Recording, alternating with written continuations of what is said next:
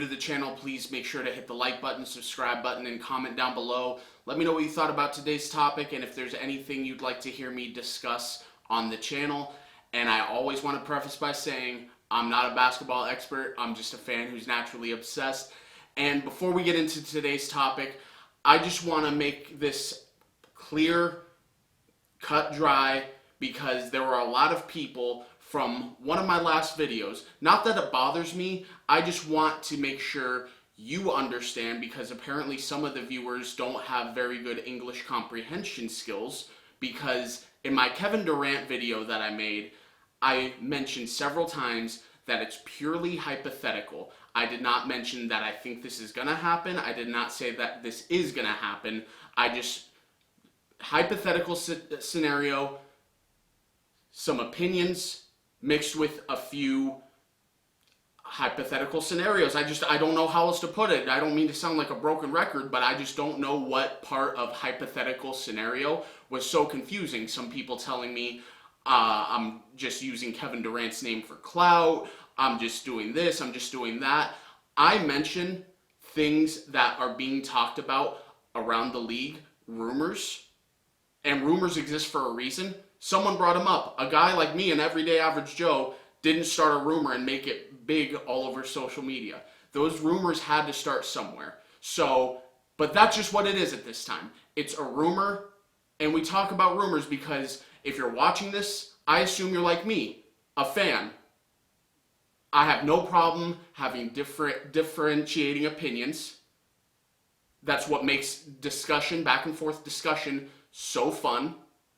But just remember, if I know something that's fact, and again, if you're new to the channel, I have friends in the Phoenix Suns organization, and because of that, sometimes, not all the time, but sometimes I'm made privy to certain information as it just starts hitting the national media, and because of that, I've been made privy to certain trades that have been discussed within the office.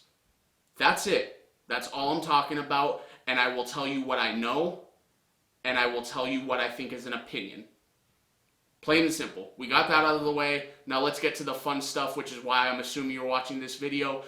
The last couple days, I've been talking to some of my friends in the organization. It took a couple days for them to get back to me, but they're not going to tell me right now because we're still so early in the offseason and the playoffs are still going on. We're not going to get any cold, hard facts until probably a couple weeks after the finals wrap up.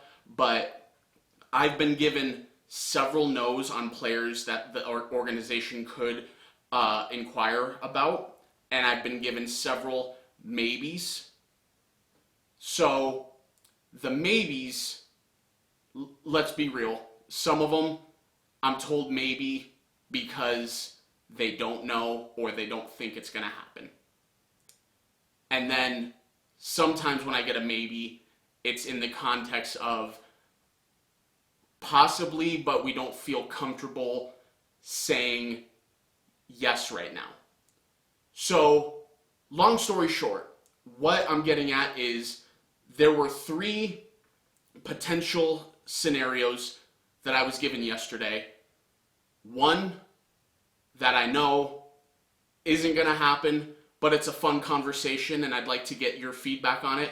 One that I don't love because the return for what we'd be giving up, which of course we know these trades right now are centered around DeAndre Ayton, the return is lackluster, so that's why I don't think it's going to happen. But I do think it makes the Phoenix Suns better. And then one that I think is a win-win for both teams. So let's get into it, and let me know what you guys think down in the comments below if you have a better suggestion or what you like or don't like about what I'm about to talk about. So here we go. As you know, a trade would be centered around DeAndre Ayton. It would be a sign and trade. He'd sign a max extension, 5 years, $177 million, meaning that his salary for next year would be $30.5 million. So the first scenario that I want to talk about that I know is not going to happen, but again, fun conversation, a trade for Anthony Davis. Now, Anthony Davis for next year is making a salary of $38 million, which when he's healthy and playing well, it's very, very reasonable, especially with what these top players are getting paid nowadays. The Lakers got him, and he signed his contract extension with the Pelicans at a time before the Supermax just blew up to what it was. So they're getting Anthony Davis for a very reasonable contract. Now, the reason that it's an interesting conversation is because there was a lot of talk last year because of the injury history Anthony Davis has, especially the last 2 years. His value could be potentially low. Do you think that's the case? I'm not sure if I necessarily believe that, but you have to factor in the fact that Anthony Davis has played 76 regular season games the last 2 years out of a possible 154. And that's because last year they played the 72-game regular season, and this year they were back to 82 games. And now in this scenario, hypothetical, if it does happen and the Phoenix Suns get an Anthony Davis, it's a very high risk because of the injury history, but it could be potentially a very high reward. And that's why I realistically don't think it's going to happen, because LeBron and Anthony Davis, when they're on the court together, they complement each other so incredibly well that I just don't see a need right now. And if you trade away Anthony Davis and say you get a return based around DeAndre Ayton, do you really think, with Russell Westbrook probably being stuck there for one last year because he's going to opt into his player option, and that contract is so disastrous that no one is going to want to take it, in my opinion? So if you get DeAndre Ayton and trade away Anthony Davis, are you in any better shape than just holding on to Anthony Davis? It's interesting to think about, but when healthy, I don't think there's any question about it. When healthy, Anthony Davis is a top 10 overall player in the NBA and one of the 5 or 6 best two-way players. He plays incredible offense and defense. I just really don't see this happening. I don't think this is realistic. I think Kevin Durant coming to the Phoenix Suns is much more realistic than Anthony Davis coming to the Phoenix Suns. And the fact that the Phoenix Suns and the Los Angeles Lakers, they're in the West together, they're in the same division together, they're competing against each other all season long. You're not going to want to trade to a division rival, a conference rival. So, realistically, I do not think this is going to happen, but it's a name that I was given a maybe about in the context of, yeah, probably not, but we can't say no, because it's just, it's a scenario for a reason. You know, it's a rumor for a reason, like I was saying with the Kevin Durant stuff. Now on to the second one that I don't like because of the lackluster return, but the skill set these players, there's 2 of them, provide. I think it makes the Phoenix Suns better. And that's a trade with the Houston Rockets centering around Christian Wood and Eric Gordon.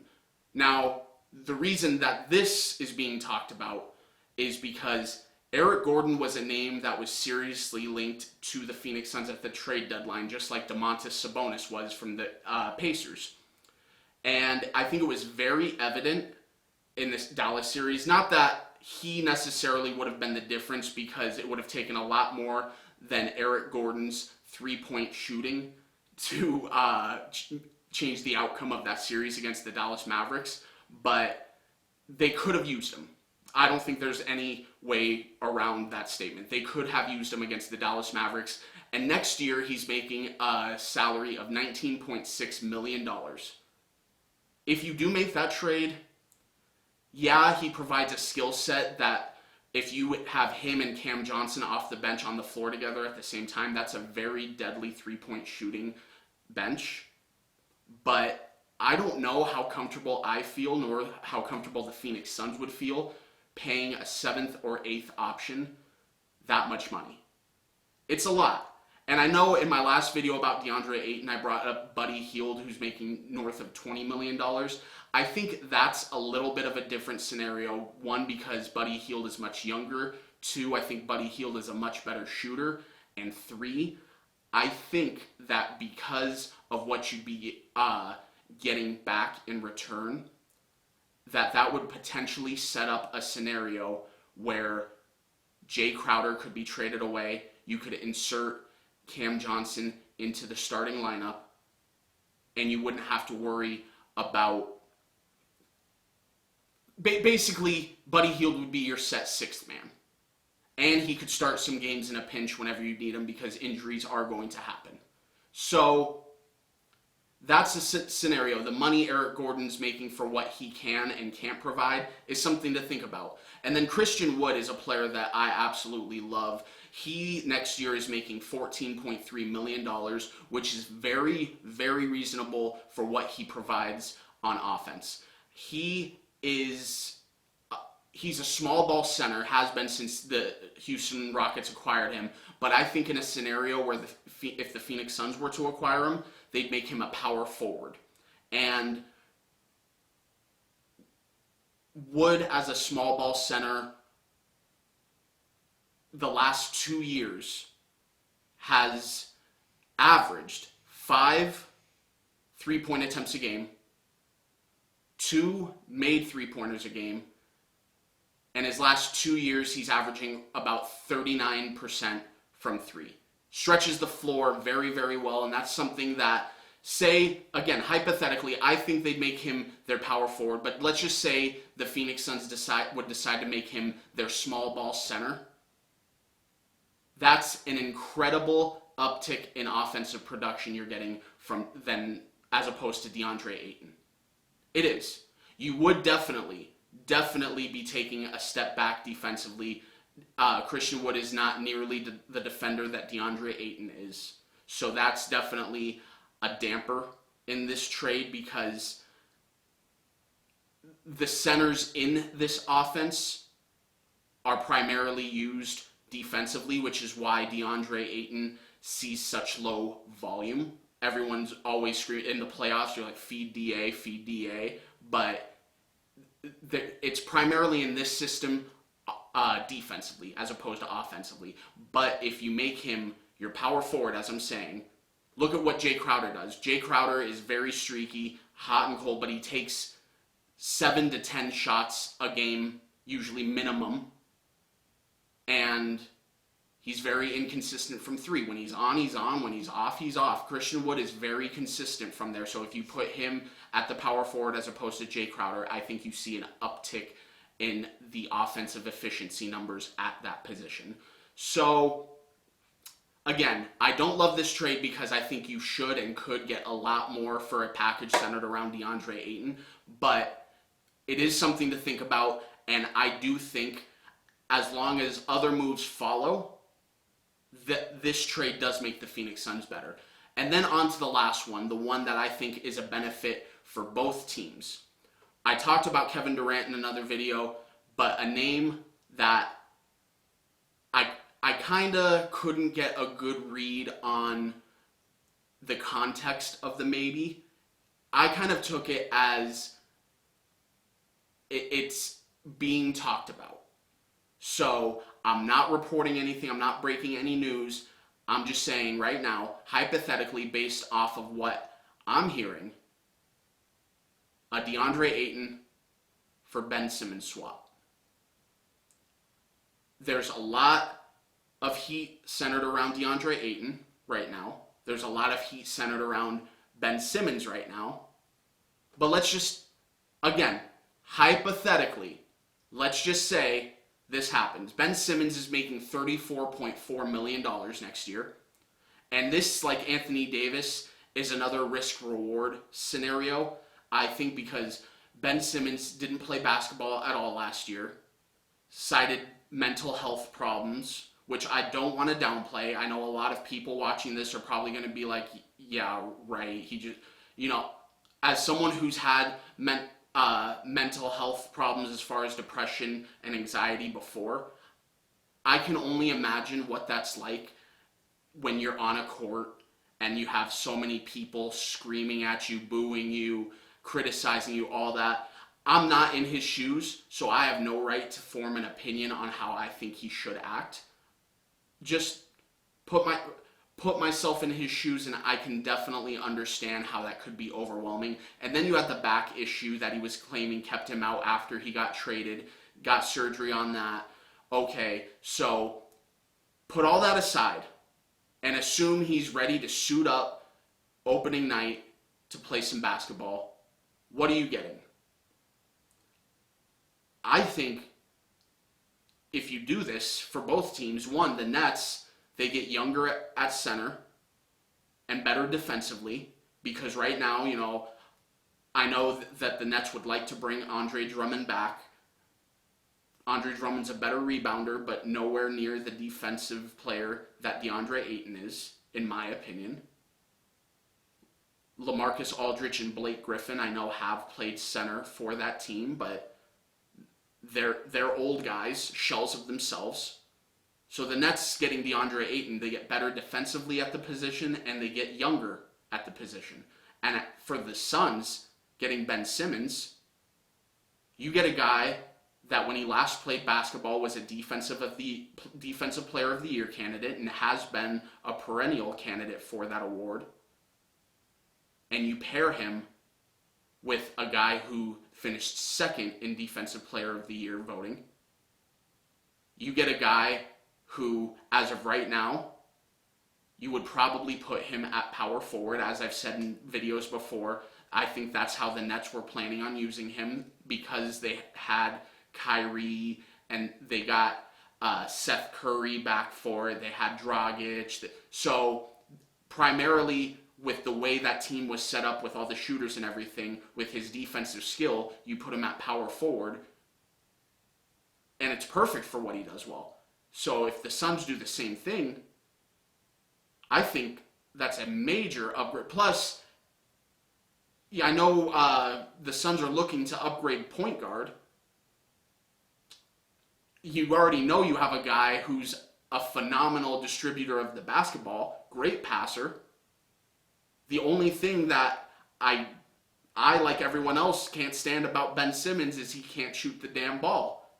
But other than that, he's a phenomenal basketball player. If he could develop a shot, you'd be looking at a surefire top 7 to 10 basketball player. And a lot of people thought he was several years ago, before the shooting disasters started happening in the postseason. So, again, all three of these situations are hypothetical. I am not telling you I think or I know that these are going to happen. But these are definitely scenarios that I have not been told no to. And 2 of these 3, I think could happen. What the package is, as far as what the Suns would have to give up, or what more, because I know I mentioned in the Houston Rockets trade, I don't like the return that you're getting in exchange for DeAndre Ayton. I'm sure if a situation like that occurred, the Rockets would give up more. How much more? I don't know. I haven't really looked into that, but if you're interested in me trying to find out, please comment down below. I'd be more than happy to do that.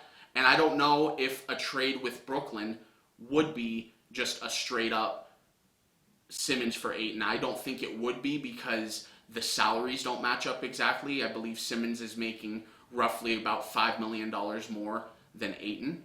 So again, if you're interested in me finding out about that, I'd be more than happy to do so. Or if you know and would like to comment down below, please do so. But again, guys, I appreciate those of you who understand what hypothetical means, and I'm going to continue to reveal more of what I find out as I find it out for you guys, and more will be revealed in the coming weeks. Thanks a lot, guys. Don't forget to please hit the like button, subscribe button, and comment down below. Let me know what you thought about today's video, and if there's anything you'd like to hear me talk about going forward. I'll talk to you later. Thanks, guys.